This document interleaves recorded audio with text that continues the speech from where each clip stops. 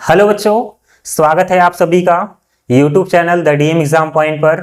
उम्मीद करते हैं आप सब बहुत अच्छे हैं और आप सबकी पढ़ाई भी बहुत अच्छी चल रही होगी। बच्चों, पिछली क्लास में हमने जाना था कि सर्वांगसम क्या होता है और सर्वांगसम किन रूपों में पाया जाता है।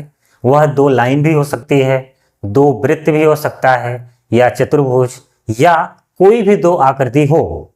अगर दोनों आकृतियां एक दूसरे को पूर्णतः ढक लेती हैं तो दोनों आकृतियां क्या हो जाती हैं? सर्वांगसम। और आज की क्लास में हम जानेंगे कि दो त्रिभुज सर्वांगसम कब होते हैं और इसके कुछ विशेष नियम होते हैं। इसको हम बारी बारी से क्लास में इसको पढ़ेंगे। तो आज की क्लास में हम जानेंगे कि भुजा कोण भुजा सर्वांगसमता प्रमेय क्या होता है। भुजा कोण भुजा यानी साइड एंगल साइड। तो यहां पर side angle side congruence theorem हम आज पढ़ेंगे। और ये थ्योरम यही कहता है कि यदि एक त्रिभुज की दो भुजाएं और उसके अंतरित कोण क्रमशः दूसरे त्रिभुज की दो भुजाएं और अंतरित कोण के बराबर हो तो वे त्रिभुज सर्वांगसम होते हैं। यानी यहां पर दो त्रिभुज आपको लेना है। चलिए देखिए कैसे। मान लीजिए मैंने एक त्रिभुज लिया यहां पर,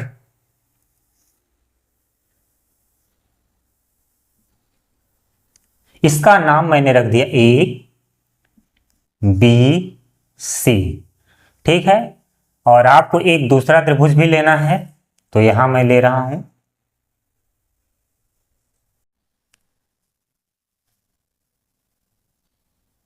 ठीक है। इस तरह से इसका भी नाम होगा। तो चलिए मानते हैं ये P है, ये Q और ये R। तो मैंने दो त्रिभुज लिया यहां पर। अब थ्योरम के अनुसार इसका नामकरण अपने से करना है। अब इसमें कह रहा है कि एक त्रिभुज की दो भुजाएं और उसके अंतरित कोण क्रमशः दूसरे त्रिभुज की दो भुजाएं और अंतरित कोण के बराबर हो। यानी दोनों त्रिभुजों में क्या कॉमन है या जो उभयनिष्ठ है वो आपको बोल दिया गया है।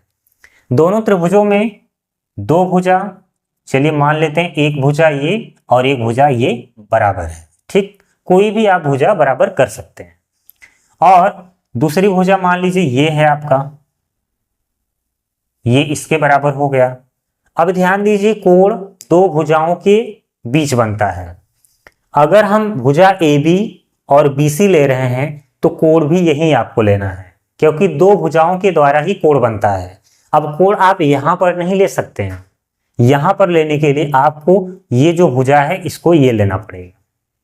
तो दो भुजा ये हो गया और इन दोनों भुजाओं के द्वारा बना हुआ कोण ये, इसको ऐसे ट्रिपल लाइन से मैं दिखा दे रहा हूं, ठीक। ऐसे ही यहां पर आपको दिखाना है। ये जरूरी नहीं होता, केवल अच्छे से समझ में आएगा इसलिए ऐसा बना दे रहे हैं। तो यहां पर देखिए दो भुजा हो गया और दोनों भुजाओं के द्वारा अंतरित कोण, ठीक है, ये बराबर है। अब हमें ये सिद्ध करना है कि ये दोनों त्रिभुज क्या हैं? सर्वांगसम। अगर इस त्रिभुज को एबीसी को पी क्यू आर पर उठा के रख दिया जाए या पी क्यू आर को उठाकर जस्ट इस पर रख दिया जाए तो दोनों ही एक दूसरे को क्या कर लेंगे? पूर्णतः ढक लेंगे, तभी सर्वांगसम हो जाएगा। तो इसको सिद्ध करने के लिए हम किस तरह से मैटर को लिखें कि ये प्रूव हो जाए। तो चलिए शुरुआत करते हैं। सबसे पहले हम यही लिखेंगे, दिया है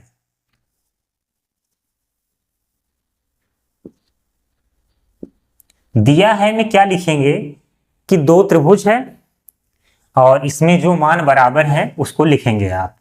त्रिभुज ए बी सी व त्रिभुज पी क्यू आर में ए बी बराबर पी क्यू कामा बी सी बराबर क्यू आर व कोण बी बराबर कोण क्यू। ये आपको पता है, पहले से ज्ञात है, गिवन है, ठीक। उसके बाद क्या लिखा जाता है? उसके बाद हम लिखते हैं सिद्ध करना है।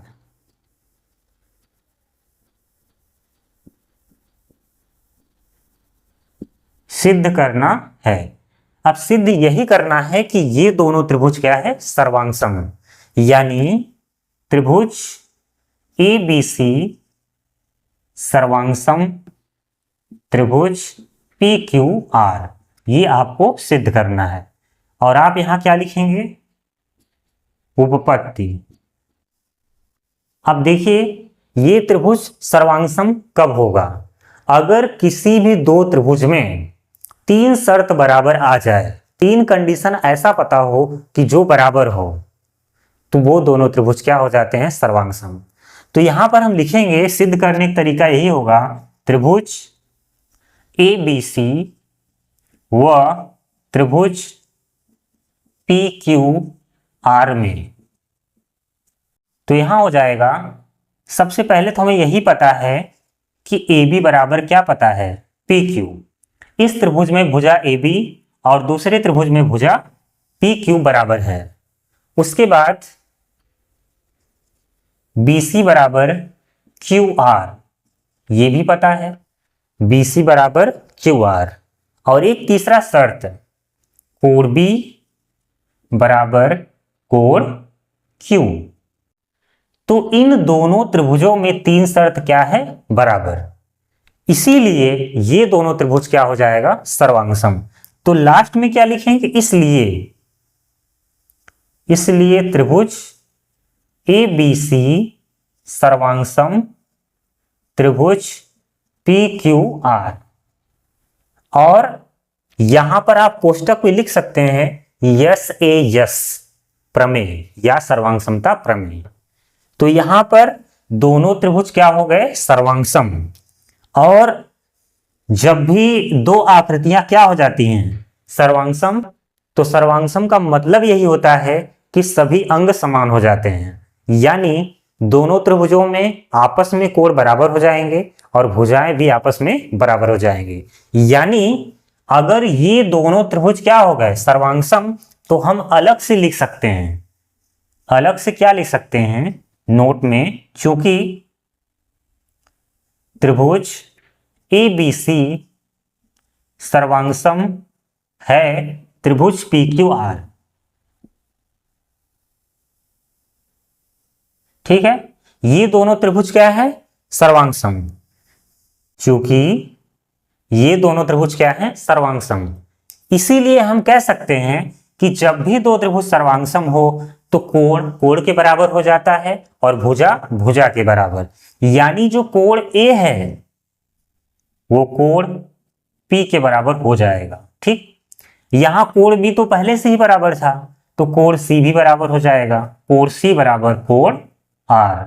और एक लाइन और आ जाएगा, क्या, भुजा AC, यानी कि जो AC है वो बराबर हो जाएगा किसके, PR के।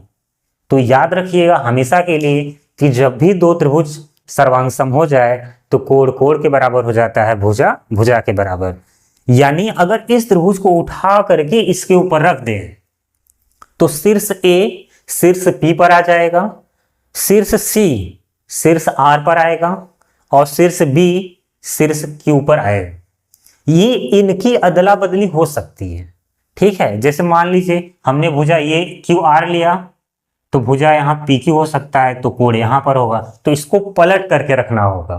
कोई आवश्यक नहीं है कि सेम टू सेम वैसे ही दिखे तभी हम पहचान कर पाएंगे, ऐसा बिल्कुल नहीं है। कंडीशन यही है कि दोनों त्रिभुजों में तीन शर्त बराबर मिलना चाहिए। ठीक, तभी दोनों त्रिभुज क्या होता है, सर्वांगसम। तो ये जो थियरम था बहुत ही आसान था, और इस थियरम से हमें यही सीख मिलती है कि अगर कभी भी दो त्रिभुज हो उसमें दो भुजा और एक कोण बराबर हो तो दोनों त्रिभुज क्या हो जाएंगे, सर्वांगसम। इसीलिए इसे भुजा कोण भुजा सर्वांगसमता प्रमेय कहते हैं, यानी साइड एंगल साइड। शॉर्टकट में आप देखेंगे कहीं कहीं ऐसे लिखा जाता है, भू को भू, ऐसे भी कहीं आपको लिखा हुआ देखने को मिल सकता है, भू को भू, इसका मतलब भुजा कोण भुजा, जिसे हम शॉर्टकट में क्या बोलते हैं, SAS साइड एंगल साइड। तो उम्मीद है कि ये थ्योरम आपको अब समझ में आ गया होगा। तो चलिए मिलते हैं अब अगली क्लास में अगले थ्योरम को समझने के लिए। आज का वीडियो जैसा भी लगा होगा कमेंट बॉक्स में जरूर बताइएगा। जय हिंद, जय भारत।